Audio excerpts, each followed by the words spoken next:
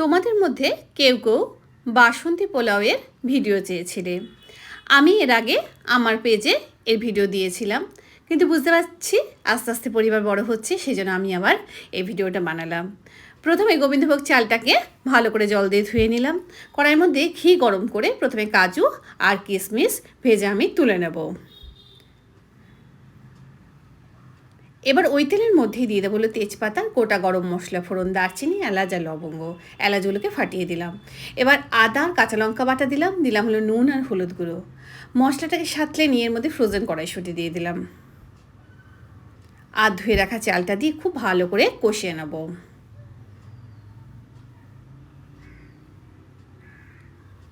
এবার যা চাল নিয়েছি তার ডবল পরিমাণ জল দেব। দুটো চেরা কাঁচা লঙ্কা দিয়ে দিলাম, ওপরে ঢাকনা দিয়ে আঁচটা একেবারে কমিয়ে দেবো মিনিট 10-এর জন্য। 10 মিনিট পর ভেজে রাখা কাজু কিশমিশ আর চিনি মিশিয়ে দেবো।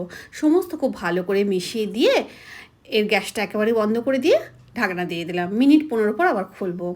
দেখো একেবারে ঝরঝরে বাসন্তী পোলাও কিন্তু তৈরি হয়ে গেছে। এটাকে তোমরা পরিবেশন করতে পারো ডিমের কারি, মাংস বা পনিরের সাথে।